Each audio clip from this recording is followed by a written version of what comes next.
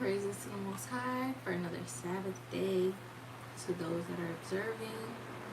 And I told y'all I would do a part 2 of my positive birth story / labor experience.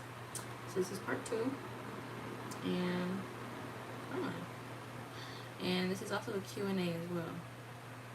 So Lord willing, if you missed this live, you can still drop some comments below, Lord willing, and any questions you have, drop in the comments, and I'll do my best to answer them according to my experience. You must keep in mind that everybody's pregnancy experience is different. So, the last part 1, we talked about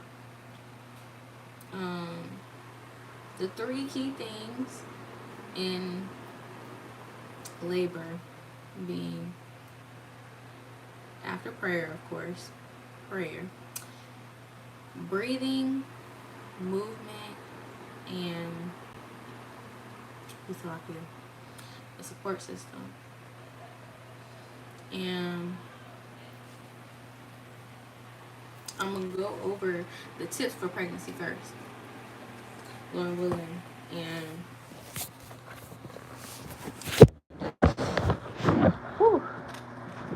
get this precept before we get into this thing. Because you got to pray without ceasing. We got to pray without ceasing. And that's what's really going to get you through, is the Most High. If you're worried about pain, whether it's your first, second, third pregnancy, and you worry about pain and how it's going to feel and it's new, you have to pray. You have to call upon the name of the Lord. Shalom, shalom, shalom. Happy Sabbath. Come on. But yeah, you have to call on the Lord. When you feeling them pains, you feeling like, dang, I might give in, you gotta call on the Lord. But y'all, hold on. Gotta attend to the princess real quick. But come on. So I'm in 1 Thessalonians chapter 5 and 17, the classic. And it reads, pray without ceasing. And everything give thanks, for this is the will of Yahweh in Christ, Yahweh Shai, concerning you. So you got to give thanks. When you feel labor pains, you got to give thanks to the Lord. If you can in that moment. When I feel like it was getting kind of intense, and I'm like, dang, like I'm getting less and less breaks between contractions. Lord have mercy on me. Please, Lord have mercy on me. Please, please, please. This is what you got to do. And all praise to the Most High, He shortened my labor. So these are things you got to keep in mind. So last time I told y'all it's very, very helpful to eat well.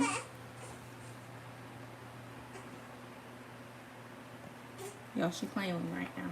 She playing with me. But come on, I said to eat well, Lord willing, but don't stress yourself out about eating well. If you have like a craving in that respect. If you have a craving, it's okay to indulge in your cravings. Treat yourself. Treat yourself. Because you're growing a little human. So, hold on.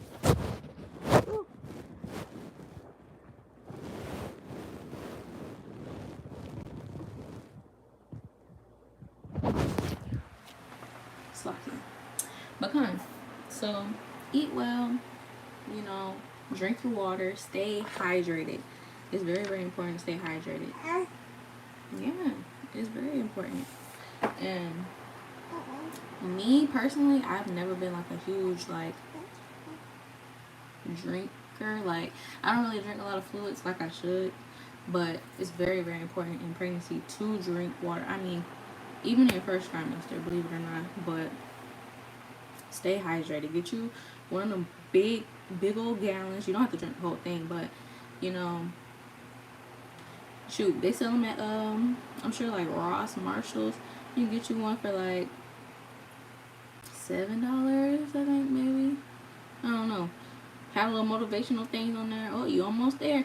Do what you gotta do to drink your fluids, man. You know, it doesn't have to all be water, but try your best. Try your best to drink as much water as possible. And with a balance, of course, But it doesn't all have to be water too. You can drink teas. Like, I'm gonna get into that too. The things that help me, I feel like, have a smoother, shorter labor. I'm gonna get into those tips too, that I feel like help me personally. But it could be tea, juice.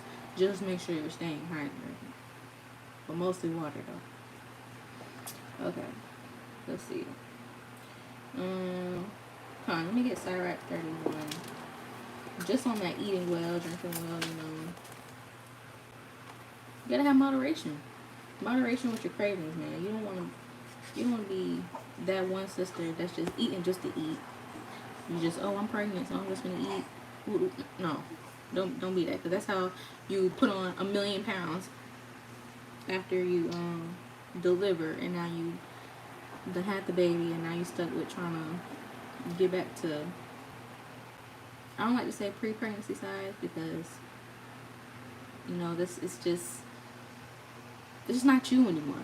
Nothing about you before you're pregnant is gonna be you now. You're a whole different person. You're a mom now. You know, you're just different. You're not the same person. And there's nothing wrong with that. So you might be a little bit bigger for, you know, a year, 2 years. You know, it takes time. But back to the precept. Sirach, chapter 31, and verse 20. Ooh, and it reads, sound sleep cometh of moderate eating. He riseth early, and his wits are with him. But the pain of watching and choler and pangs of the belly are with an unsatiable man. So you can't be insatiable, you know.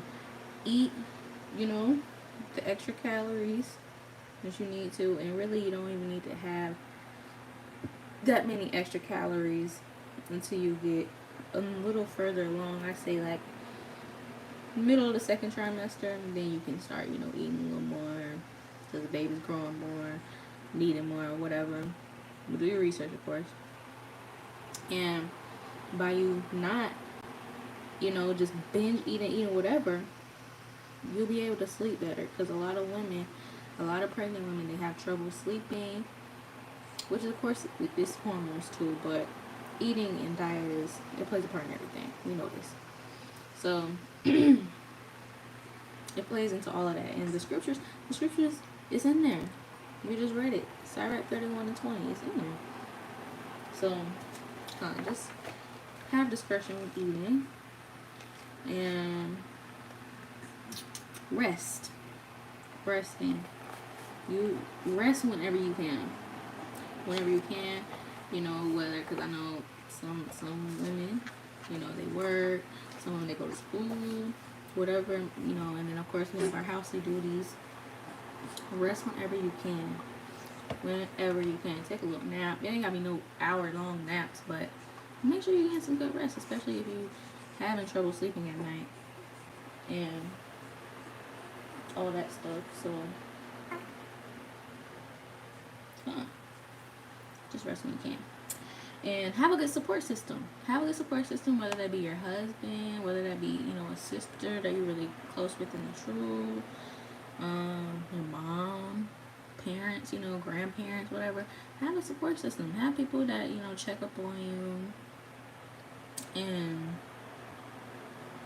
you know, just make sure you're straight, make sure, you know, you don't need anything, you can talk, whatever, you know, if you have any spirits plaguing you, have a sister to talk to. It really goes a long way.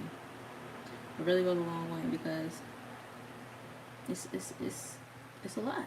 It's a lot growing a baby, you know, it's a lot having your hormones change, up, down, turned around, you're hungry, you're mad one day, you're sad, you know. It's a lot. There's a lot that comes with it. So have a good support system, especially in labor too. But you're going to, Lord willing, carry your support system into labor. So next one is exercise. Exercise whenever you can. You will not feel like exercising every single day or every single week, maybe, but exercise whenever you can, even if it's something light like walking. Something as simple as just walking, you know, all praise the Most High. Even just running errands. As long as you're just not in the bed all day. You're not just sitting on the couch watching TV all day. Do something. Because they say if you're lazy, you have a lazy baby. And it's going to take longer for that baby to come out. So, how true that is, I don't know. Y'all know people got a million sayings. But, okay. Exercising increases your chances of having a smoother birth. Smoother labor and birth. And, Lord willing, of course. And let people help you. Let people help you in pregnancy and postpartum. Let people help you. Because a lot of people don't have help. And it's really a beautiful thing to have a support system, have help, have people, walk the dog for you, having people, I don't even know. I'm trying to think. Shabbat Shalom. But kind of, it's just have, what's the word? Don't be that person that's just, I can do it all by myself.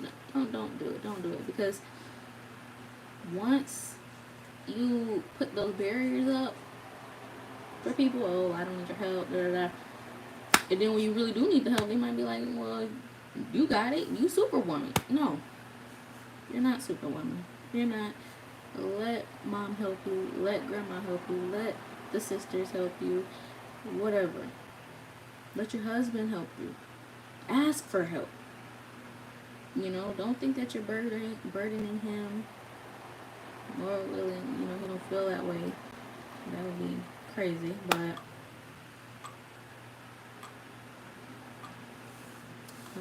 yeah, you're not gonna have the energy. You're not gonna have the energy most days, especially the further along you get, second, third trimester. You're not gonna be feeling like it's like you're doing anything extra. So let people help you.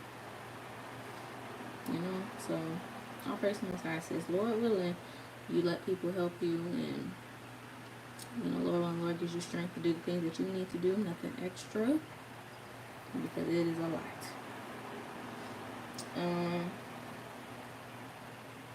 What's another thing?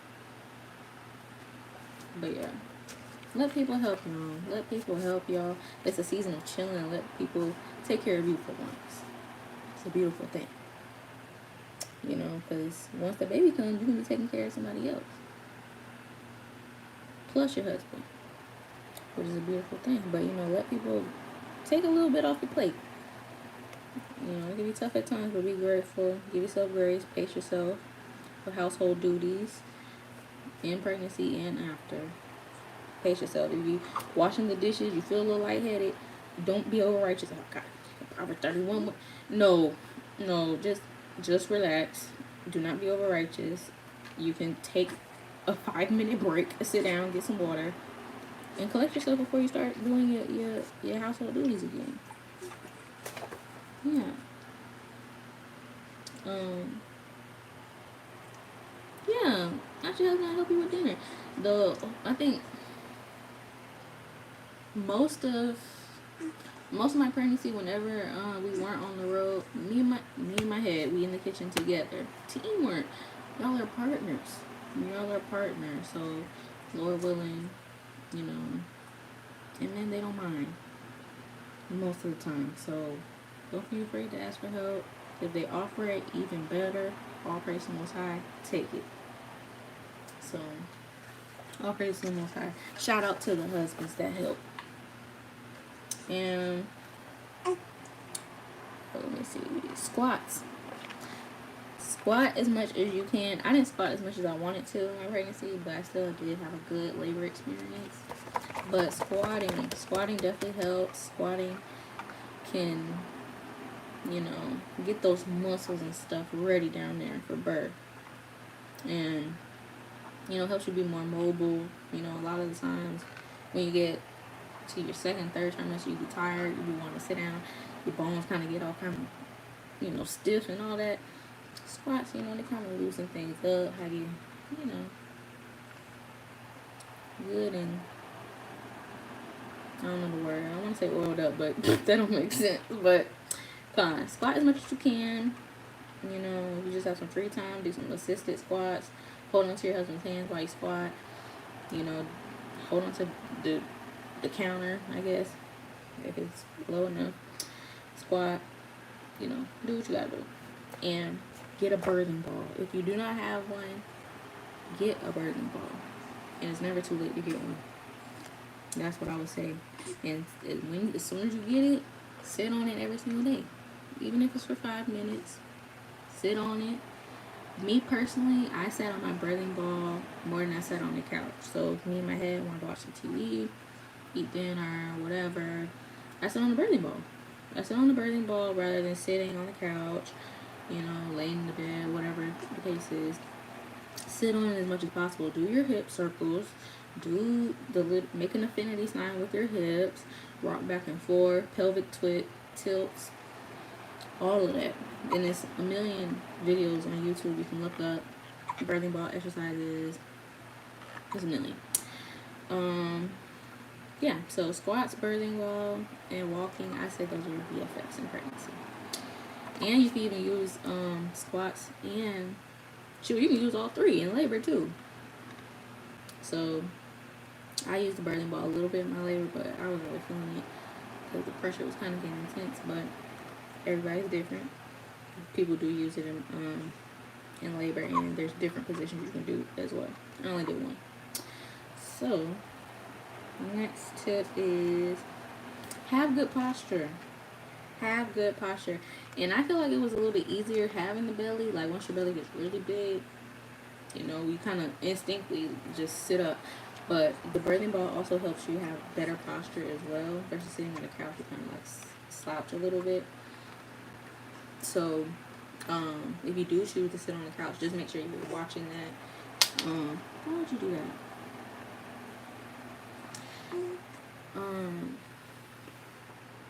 But yeah, just make sure you have good posture. Sit up whenever you can, whenever you realize that, because it affects the baby's positioning. And if your baby's in a breech position, or meaning its bottom and feet are face downwards towards your vagina, and if it's like if they're sunny side up, like I get them confused, posterior and anterior. But if your baby's back is towards your back, that's not a good position. There's a couple other positions you can look up to. Sideways. Some babies be sideways in the womb. It's crazy. But really just making sure that you have good posture can affect that. It goes a long way. And what else?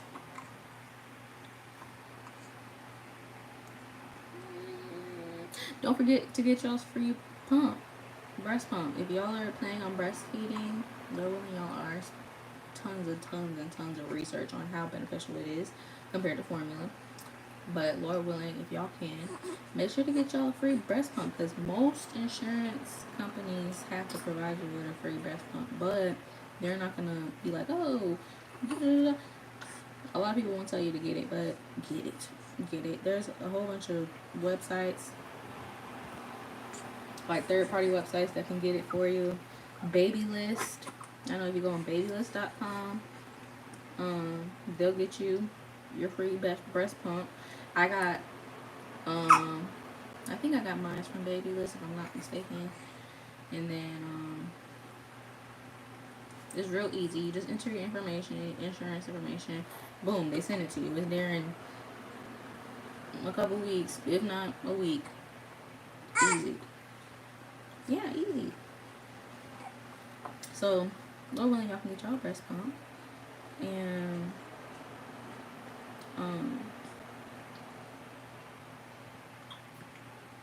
sorry, I just lost my train of thought. But yeah, so once you get your baby, you know, you can even use it. You can even use your breast pump in labor. Yeah, you can use your breast pump in labor, and it'll help bring on contractions as well. And a sister told me that you could also, if like say you go past your due date, and I guess you really want to see your baby, you can try that. You can try pumping, and they say that'll get contractions going. And I'm saying that because I think it's true, because once I had my daughter, yeah, once I had my daughter, she she was like having a little bit of trouble nursing, but I got to pumping, and every time I pump, even when she was able to start nursing, you'll feel the contractions. That's one thing nobody told me. So after you go through labor, contractions, you had a baby, you're still gonna be contracting if you decide to breastfeed. Because every time your baby nurses on you, you're gonna be feeling contractions. And I felt like those contractions were worse than labor. Labor wasn't really bad, but yeah, you can pump if you want to bring on contractions. There's that tip. And research. Y'all already know this, but research everything. Research every shot, every procedure that the midwives or the hospital people are trying to give you. Read the paperwork. Read everything, because this is about you and your baby. Nobody else is going to read it for you. Nobody's going to tell you the ins and outs, all that. No, it's up to you to do your due diligence as a mommy and make sure you're protecting your baby, doing what's best for them, praying on it, of course, consulting, talk with your husband. Hey, what do you think about this shot? What do you think about this immunization if you choose to go that route? What do you think about, getting on this supplement? They said this, and that. Yeah. And also watch positive birth stories. Don't be watching the horror stories. Don't pay attention to people who, oh yeah, I had 2 kids and it was horrible and I was like, oh my gosh, it's the worst feeling ever. Like, you don't even understand. Don't listen to those people. Do not listen to them. Everybody's situation is different. Most of those people had births in the hospital. So if you're trying to do it naturally, you're trying to do it at home, you're trying to do it at a birth center, keep that in mind.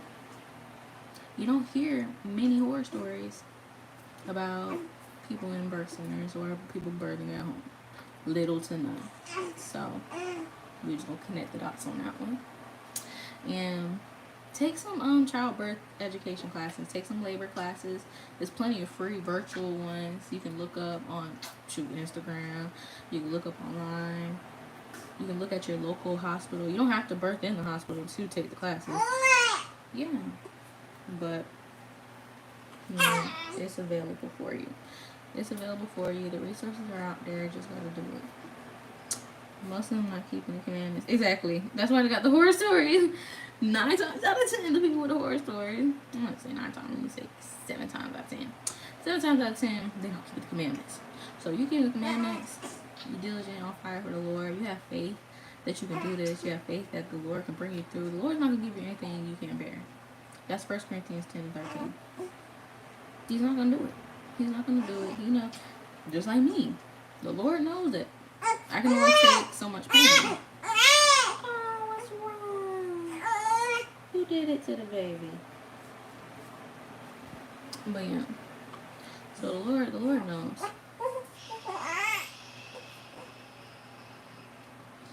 Yeah, the Lord knows. The Lord knows what we can handle, what we can't handle. So keep that in mind. Keep that in mind. Y'all bear with me for a second. Woo.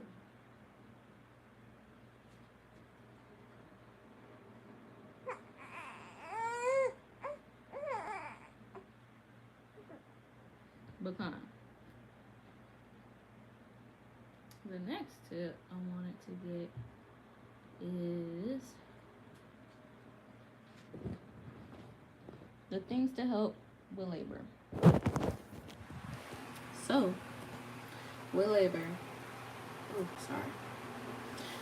I tried to give y'all accurate numbers on when I started what things, but red raspberry leaf tea. You're gonna see a million videos on this. They are not lying. It helps for real. I drink red raspberry leaf tea every day if possible. Some days, you know, I was on the road in my head. I obviously couldn't make tea, but I made sure to bring some with me. Try to drink it every single day. If you can drink it multiple times a day, that'll even be better. But I made it, you know, my business to try to drink at least 1 cup a day. Not like a real cup, but like I had like a tumbler and I just filled it up to the top. They say you can start in your first trimester drinking it. I don't know. There's some people that's against that. There's some people that are for that. They say that it can it's supposed to tone your uterus. So people are kind of like, oh, you know, tone your uterus because the first trimester kind of like, But just do your research. Ask your midwife, because I'm not a professional healthcare person. So definitely ask them. But red raspberry leaf tea, I think that definitely played a part in being able to contract efficiently. So every contraction, you know, my body's doing the work. My body's doing the work to get her down, get her down, get her down, get her out. So, you know, I started drinking it at 26 weeks pregnant for like a week, and then I kind of fell off. And then I started to drink it more and more often with 3 cups a day. And when I say 3 cups, I mean like literally 3 cups. Like getting a liquid measuring cup, measuring out 3 things of water, 3 cups of water. And I did that at 31 weeks. So, and then the next one is eating dates. A lot of these y'all are gonna already know. I mean, I just literally researched. I researched, you know, how to have a natural, pain-free, easy, shorter birth. These are the things that popped up. So I did it. I made it my business because I know myself. And I don't like pain. So, eating dates, I'm gonna be honest with you, it's not for everybody. It's definitely not for me. It's not good. It's just not good. If you haven't tasted a date before, because this is my first time I tried a date when I was pregnant. So when I tried the date for the first time, I was like, oh, okay, this is straight. It tastes like caramel or, you know, whatever. Ate 1. They want you to eat 6 or 3. It's not good after the second one. It's just not good. That's just me. Me personally, everybody got different palates. Whatever. But so I struggled in that department. I started eating them at week 36, and I ate as many as I could tolerate. Because they say 3, eat 3 a day if they're the big ones, and they're called medjool dates, medjool, medjool dates. If they're like the regular size dates, then you eat 6 of those. So I think I had both at one point, but I mostly had the medjool dates, the big ones, so I tried to eat 3. But even the 3, I was like, oh my gosh. But then I started looking up recipes. So one way I tried it, I blended the amount that I needed to eat, or a little bit more, and I would put it in my smoothie. I put it in my smoothie, so I made like a date syrup kind of thing. I put it in my smoothie, so I wouldn't have to taste it. And it was really good. It's really good. You don't even taste it in the smoothie. It just makes it sweeter. This is a natural sweetener anyway. And eventually, I listened to all the people who were telling me to eat it with peanut butter. Peanut butter really does help. I'm not a peanut butter fan. I'm not. It smells weird. It makes my stomach feel weird. I'm not a fan. But it really does make it taste better. It's more tolerable to eat them that way. Once I started eating with peanut butter, I was able to eat more, and I was like, oh, okay, it was nothing. I just get a spoonful of peanut butter, slap it on the date, you know, take the pit out, of course, pop it in your mouth, be done with it. Did I drink okra water? Yes, that's next on the list. Yeah, blend it up in a smoothie, You know, some people, you know, you'll see the little Snickers dates recipe flying around. Yeah, I didn't try the Snickers thing because I'm not a huge fan of pecans or whatever they put on there. But yeah, yeah. So the okra water, I started drinking okra water at 37 weeks. But honestly, I think I would probably drink it even not being pregnant. It's like really hydrating. It's a lot of skin benefits as well, and they say, you know, helps babies slide right out. And you know, if only I could tell y'all how many times it took me to push her out. I really don't even remember, but it wasn't a long time. I got to my birthing center at 6:45 in the morning, and as soon as I walked in the door, I lost my mucus plug. Excuse me. And I was already 9.5 centimeters dilated, so that baby was coming. And I had her 40 minutes later at 7:21. So it was very, very quick. All praise my time. And the okra water, I think it definitely helped. So definitely recommend. The okra water was easier for me to drink than the dates. For me to eat the dates. Everybody does not like okra water, by the way. It's not for everybody. It's like an earthy kind of taste. But if you drink it cold, that's my number one tip. Drink it cold, so you won't really have to taste that okra taste. How long does it take for a placenta to come out? I think they say like 10 to 15 minutes later. I honestly didn't really have a sense of time in that respect after the fact. So I don't know how long it took for me personally for mine to come out, but I know the baby came out. Her cord was very short. Not very short, but it was short. And so they put the baby on you. And then, you know, you wait, you take a picture, yay, you had the baby, whoop whoop, you make sure you're good, make sure the baby's good. And then after that, they're like, okay, you gotta push out the placenta. And you're like, oh gosh. So then, you'll start contracting again. It's not as intense as the labor contraction because you had the baby already. But, yeah. So they'll be like, okay, ready for the placenta. And then my midwives, they massaged my stomach so it would come down. And it really just feels like a big behind blood clot. So it's a nasty feeling, but it doesn't hurt. That was the part I was most scared about. Believe it or not, I wasn't even really scared about the labor part, like pushing her out. I was scared of the placenta coming out. I'm like, what? Like, that just blew my mind. Like, I have to birth an organ. Like, it's going to tear off of my uterus. And it's going to come. I was in my head, though, because everybody else was like, you're worried about the placenta? That's nothing. And it's really nothing. It's really nothing. I was overthinking it. But, yeah, it just feels like a blood clot. It's kind of like when you sneeze on your period and, you know, you feel the blood come out. It's like that, but just a big blood clot. But yeah, so the next thing, we already talked about okra water. Loved the okra water. I just filled up a used pickle jar, clean of course. Cut up like 5, 3, 4, 5. I kind of switched it up some days. Some days I did 5, some days I did 3. If it wasn't as strong, like it wasn't as slimy when I took the okra pieces out, then I would put more in there. Shake it up. So okay, let me go back over that again. So 3 to 6 pieces of okra. You wash it off real good and you cut the ends off so the sliminess and the seeds and all that are exposed. Drop it into your filtered water.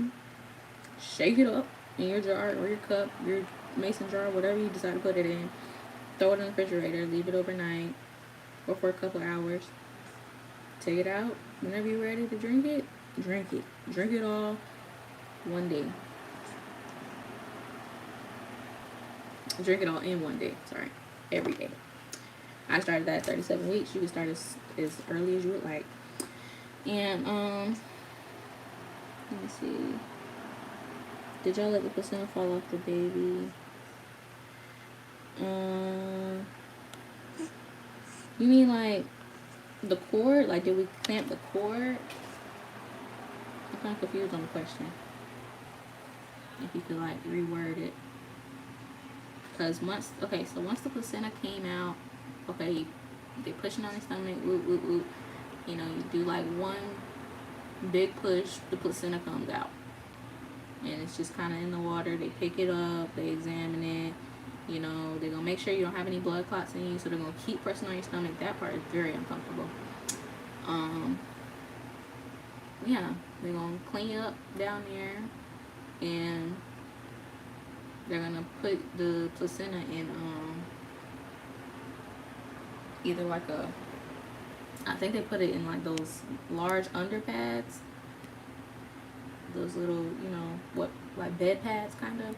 They put it in that, and then they probably hand baby to dad while you get yourself together. And then dad and baby will do skin to skin. This is how mine went. Dad and baby did skin to skin while I was trying to get up out the tub. It took me a minute. So yeah.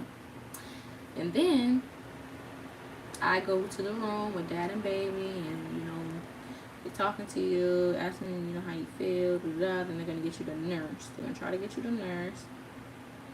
The baby's not gonna know what's going on, rightfully so, but still gonna try. Do that for a little bit. You know, they're gonna weigh her and take her length and all that, and then they're gonna take a picture of the baby with the placenta. And, you know, they did a little heart out of the cord. It was cute.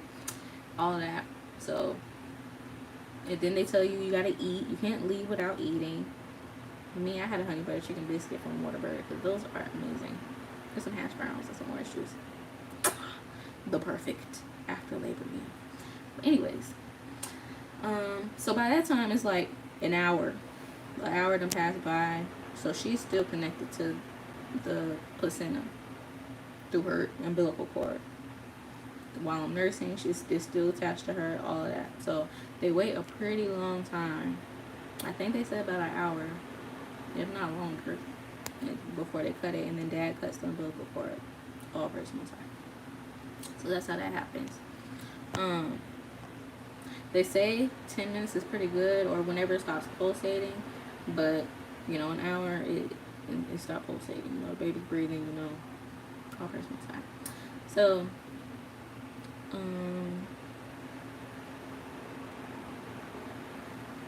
yeah, blood kind of makes me squeamish a little bit sometimes too, but not your own blood. And at that time, you're really not gonna be thinking about blood. You're gonna be like, wow, I finally did it. All praise Most High.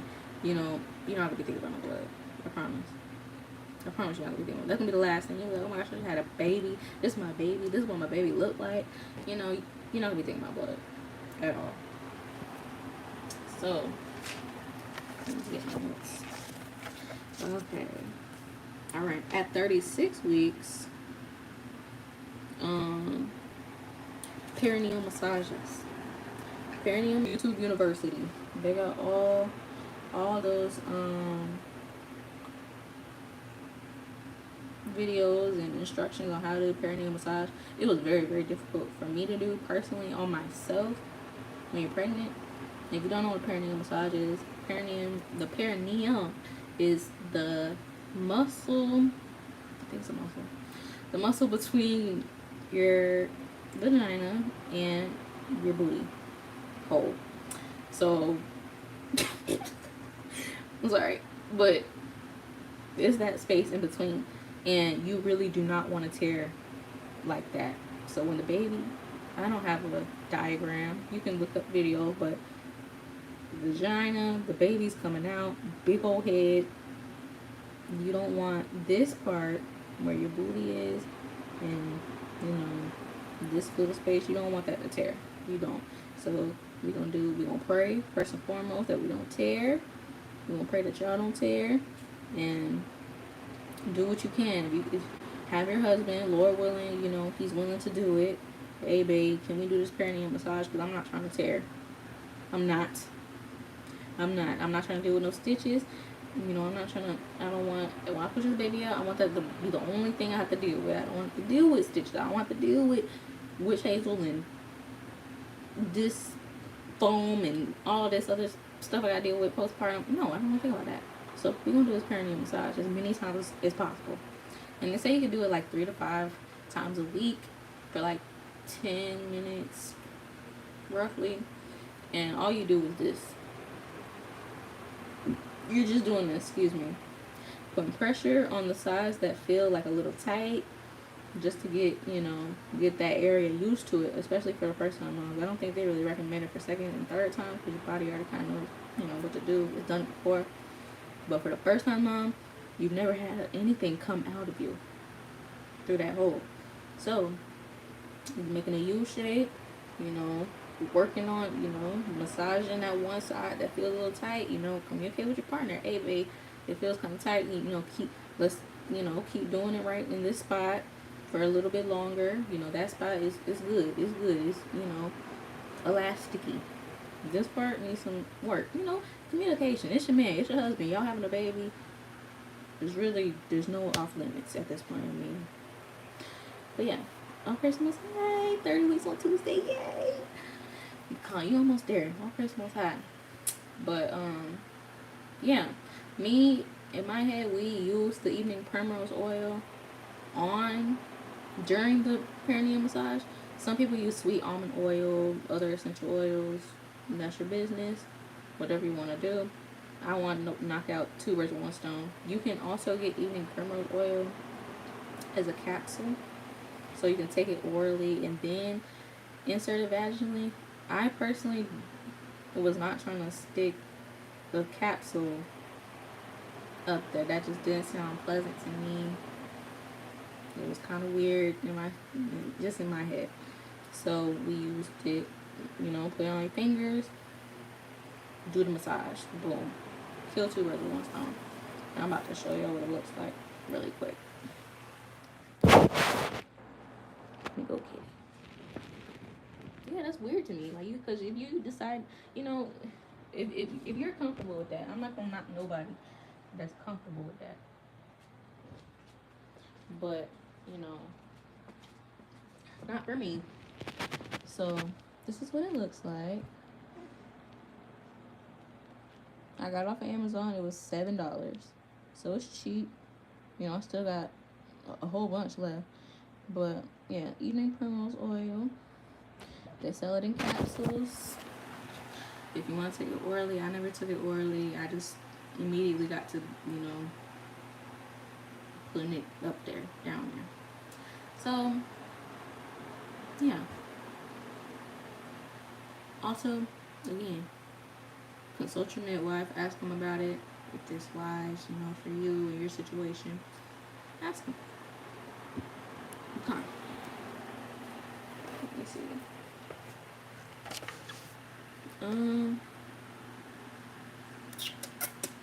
Let's see. Okay, at 37 weeks, my baby dropped lower my pelvis. So, you know, I'm getting ready for labor. At 37 weeks, you're considered at term. In 39 weeks, I started eating pineapples. I don't know if it really helped, but it was yummy to eat. So there's that. They say it induces labor, but and at 40 weeks, I started walking for 2 miles plus. I did that probably like 4 times, 3 or 4 times. Just walking for 2 miles. Go to your local track, walk for 2 miles. Take a sister with you. That's what I did.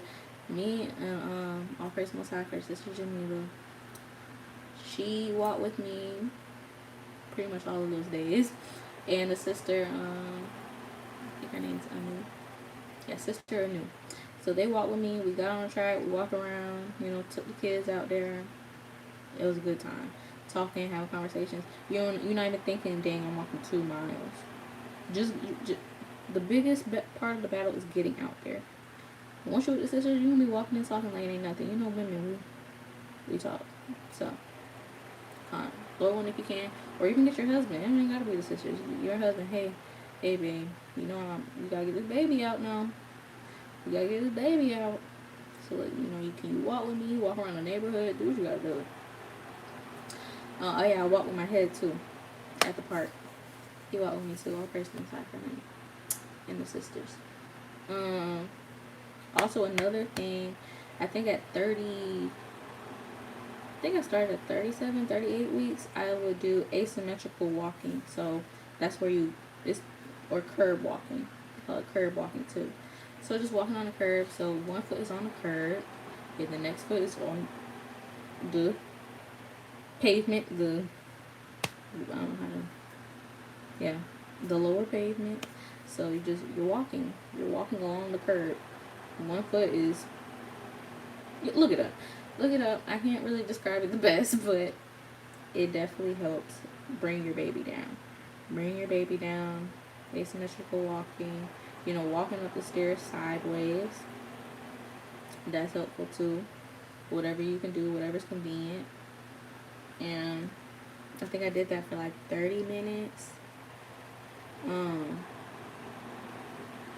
I think for like 1 or 2 days I did it for 30 minutes, and then the other days, like the other weeks leading up to the labor, I would just, whenever I saw a curb, I would just curb walk.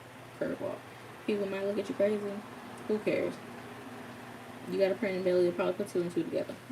But, alright. So that's what I did. 2+ miles. And,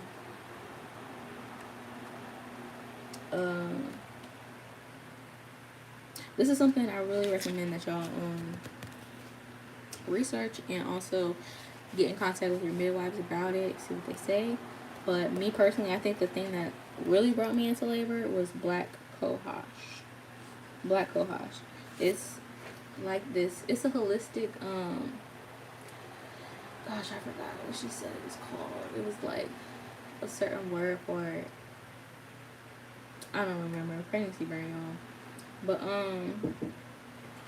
yeah, so you gotta take it. Well, I don't know how you obtain it. My midwife gave it to me, but it's like these little, it tastes like sugar, but it's like these little white pellets. You put them under your tongue, wait till they dissolve. I took that at my last prenatal appointment. I was 40 weeks and I think 3 days, and she gave me that because I hadn't had the baby yet. I was a few days past my due date, so she gave me that.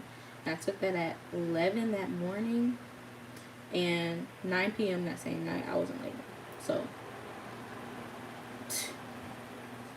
nobody can tell me that didn't help, because I went into labor that same night. So, on Christmas time, of course. And, yeah. So, that's all the tips for labor.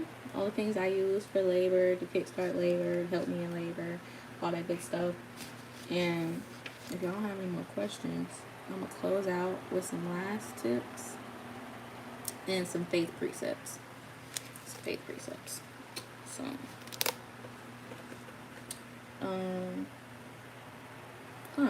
So in labor, just remember that pain is temporary. It's not, you're not going to be in labor forever. You know, just got to keep your mind focused on positive thoughts. Labor is a mind game. It's not a physical thing. It's a mind game. Yes, your body is physically going through something, but it's a mind game. It's all about how you think about it. You keep being positive. If you just let yourself spiral and you give in to the contraction, you let the contractions take over you, you're probably not going to make it. So you got to make sure that you keep it in mind. Pain is temporary. I'm not going to be in this forever. I just got to focus on breathing. That's why I told y'all breathing is very, very important. If you're focusing on breathing, focusing on having to, do that cleansing breath, that J breath. I mean, there's a million breathing techniques you can look up on YouTube. There's a million. But focusing on that, before you know it, it'll be over. And you got to remember that each contraction brings your baby closer to you. So, again, just keeping the positive thoughts. Have somebody read precepts out to you if you can no longer read them yourself. That helps. Having a supportive system. Lord willing, none of y'all have to labor alone. Lord forbid y'all have to labor alone. But You know, if you do have somebody laboring with you, or they're while you're in labor, you know, have them read to you, have them to breathe with you. Be like 1, 2, 3, give you back massages, run a bath for you so you can get in there, so they can throw some water on you so you can feel a little bit better. Water is therapy.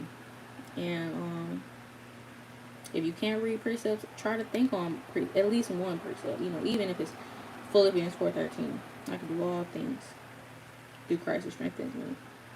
Boom. I got a bracelet that says it.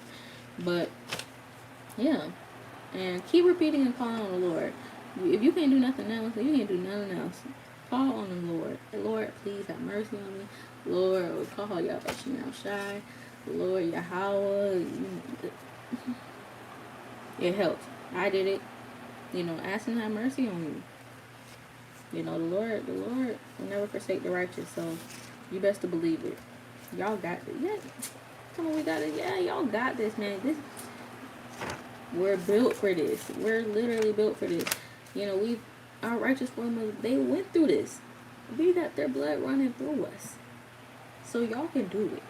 Don't let nobody discourage you, make you feel like you need to have medicine, you need to have a C-section. No. You don't. I promise you don't. Yeah, so if anybody can do a back massage for you, I think that will be very, very, very helpful. You know, applying any type of pressure on your lower back. I said that in part 1, but applying any pressure to your lower back, and also a double hip squeeze. So while you're having contraction or while you're breathing in, somebody's holding your hips together, because a lot of the times, sometimes it will feel, not a lot of times, but sometimes it will feel like your baby is kind of splitting you open. It's graphic. I hate to use that sentence like that, but it might feel like that. But that person holding your hips together while you breathe in or during the contraction, and then letting go, it helps a lot. And it helps, you know, things to progress longer. It helps you not to be exhausted in labor. Also, make sure you pee every 1 to 2 hours in labor, especially in the earlier stages, because once they start going back to back, you need to be thinking about peeing, and then, you know, it's a lot of fluids and stuff like that towards the end anyway. So yeah, and don't be afraid to poop. I know people gonna be like, oh yeah, I'm not trying to poop. You're not gonna be thinking about fucking pooping. I'm sorry. Excuse my language. You're not gonna be thinking about pooping. You're not gonna be thinking about pooping. You're gonna be thinking, wow, I have adrenaline right now. I'm trying to get this baby out. Let's go. Let's do this. But when you're pushing, do not forcefully try to push your baby out. Don't do it. Take your time. Follow your body's instincts. Your body's gonna know when to push. So you really don't have to listen to anybody. Someone saying, okay, let's push. You don't have to. Nobody even has to tell you that. Nobody told me I had to push. I got in the water and I just got to pushing. Because they can tell that you're pushing. So you'll be like, oh, you're starting to push, you know. So you keeping that in mind. You're like, okay, let me just follow my instincts. Do not try to force that baby out. You will tear. And a lot of the times people want to, you know, just be done with it and have that short, you know, oh, I pushed my baby out in 2 pushes, in 5 minutes. No. I'm going to say, I don't want to say, because I don't know the actual statistics, but most of those people got tears. So you're trying to force your baby out. Take your time. This is your privates. So take your time with pushing your baby out. It is okay. I promise they will come out, Lord willing. If you just take your time, you know, you will notice that sometimes the baby is going to go right back up after you push the head out. Hello. When I was pushing her out, I pushed, and I was starting to feel the head. You know, you can, check your progress down there. It's you. It's your baby. Check your progress down there. Put your hand down there. If you feel comfortable doing that, if you want to have a mirror down there, you can do that as well. There's no rush, bro. There's no rush. Protect your privates. Um, you'll be thankful later. But yeah, go ahead down there, and it might go right back in. Don't feel discouraged. Most babies do that, but you just gotta keep, following your body's instinct and go on pushing with that, pushing with that. Don't try to force that baby out now. Don't do it. Don't do it. Don't do it. But kind. Yeah, our 4 months had a lot of kids back in the day, so yeah. I know, I was like, I felt the head going. I was like, did it go back in? But yeah, it's no sweat. Baby comes out, boom, no tearing. I'm praying for my pregnant sisters out there. Y'all got this. I have faith in y'all, and I know that if I can do it, y'all can do it. Do your how about Chanel Shy. Don't feel discouraged. Y'all got this. Lord willing, this is edifying and helpful. I'm gonna go over these faith precepts for y'all, and yeah. I'm thinking about telling you what I put in my labor bag, but to be honest, I didn't use anything in my labor bag. Not one thing. But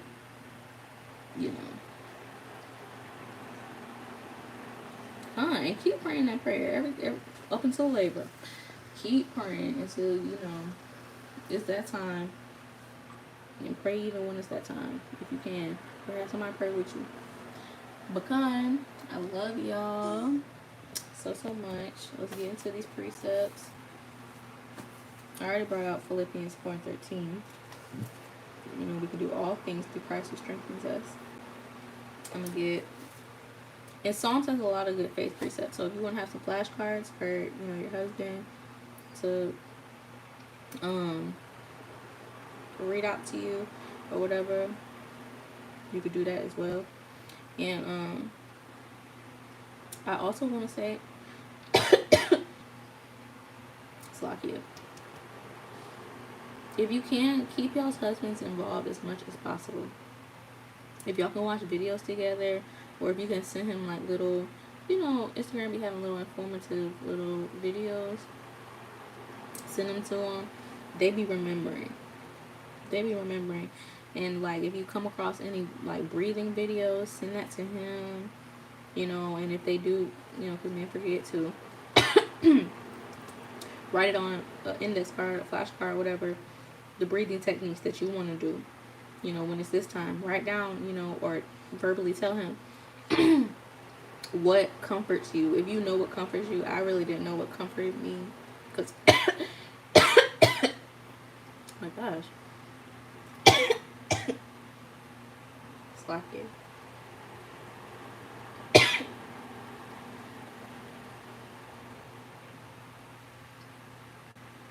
It's like it.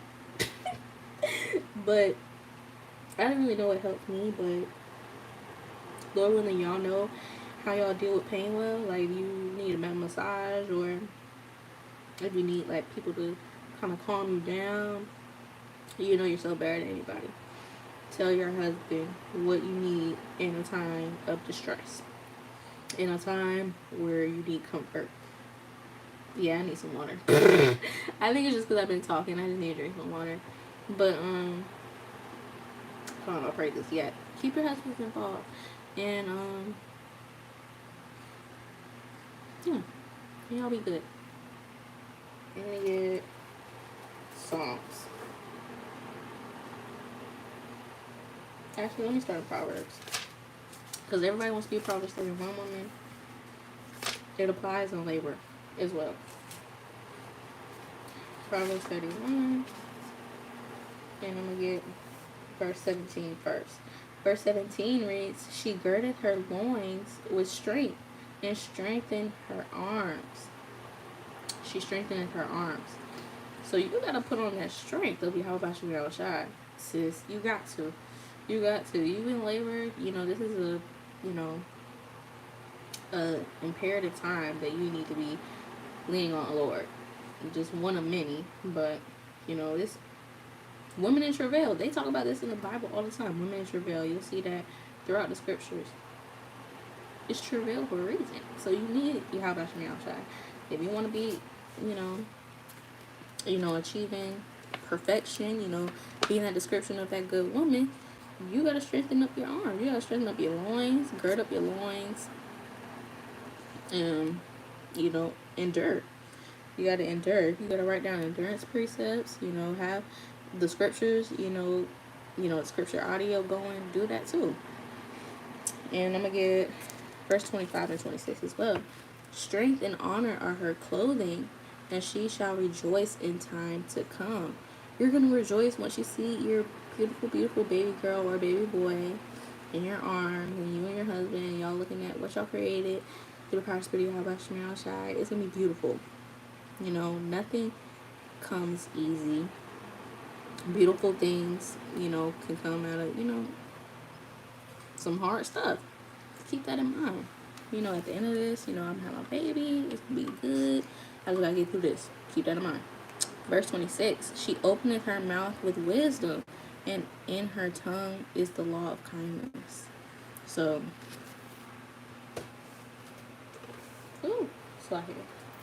So, you know, try to keep calm. Don't try to be cussing nobody out and all that, because it just brings spirits. Don't let Satan, you know, trick you to spiral out and be in your head in a moment where you need to be calm and trusting in the Lord. Don't do it. Don't do it. And come on. I think it's beautiful how just a sperm egg can create a whole human. It's so incredible. Come on, the Most High, He has wonderful works, man. It's amazing how, you know, the Most High chose us to bear children. You know, you creating a baby based off the love of you and your husband. It's a beautiful thing. It's a beautiful thing. It's a beautiful role. You know, it's an honor to be a mom. You know, it's an honor to be pregnant, you know? So, all that. You're not supposed to eat before labor. You really can, unless your midwife says not to. Most of them won't say that, but they, they advise that you eat something light, though, like a yogurt or like a soup, like chicken noodle soup or something like that. Something light, like a broth or like, you know, a little snack, but not no heavy meal. I personally wouldn't recommend eating a heavy meal anyways. One, because you don't want to do a big dump, you know, once you in the pushing stage. Because most people poop anyways, but you don't want it to be, you know, gosh dog, you know. But, I ate pretty much while I was in labor. I ate a burger and fries.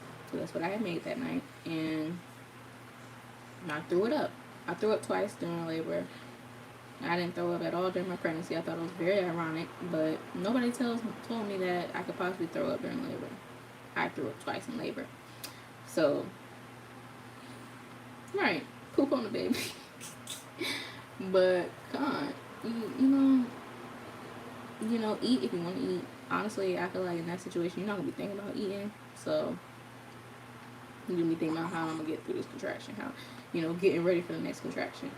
So, you know, do what's comfortable with that.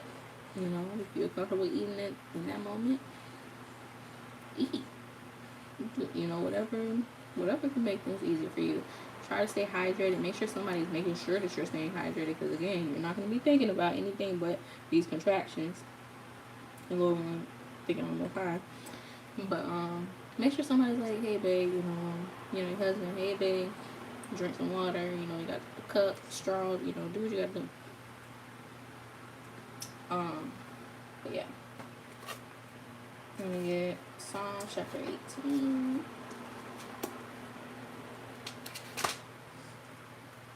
Ooh. In verse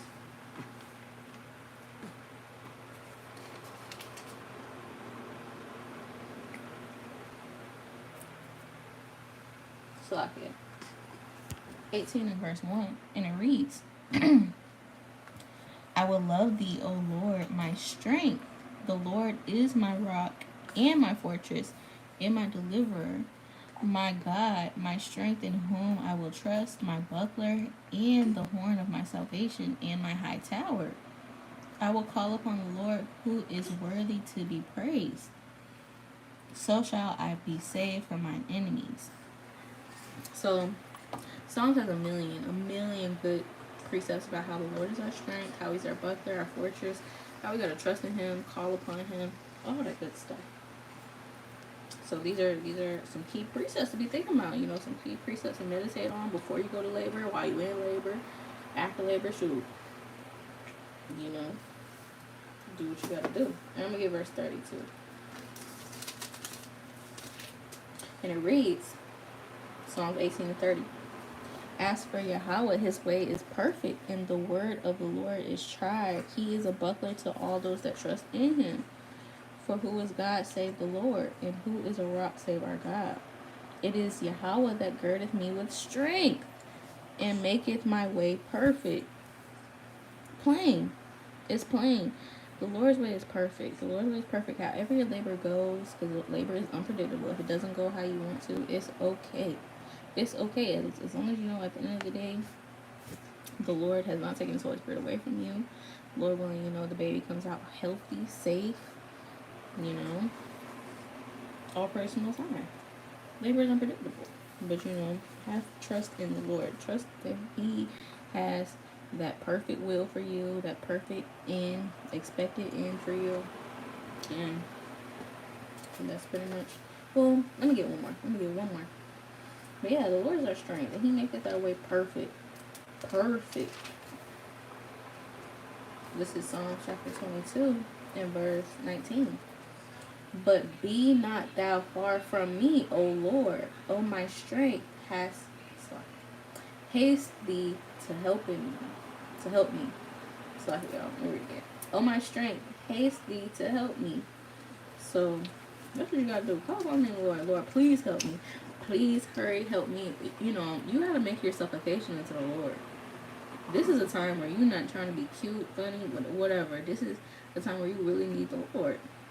And the Lord is so amazing. He really shows us that we really do need him in all aspects of our life. The labor, day-to-day life, little stuff, great stuff, all that. So, that was my last precept. I love y'all very, very much. Lord willing, this is helpful. And my baby about to start to going. So, y'all got this. I love y'all. Leave any comments. If I missed out anything, Lord willing, I can get to them. And if y'all have my number, text me. If you have any questions, I'm so happy for my pregnant mamas. Y'all got this. All praise Most High. Call Yahweh Shem El Shai. And shalom.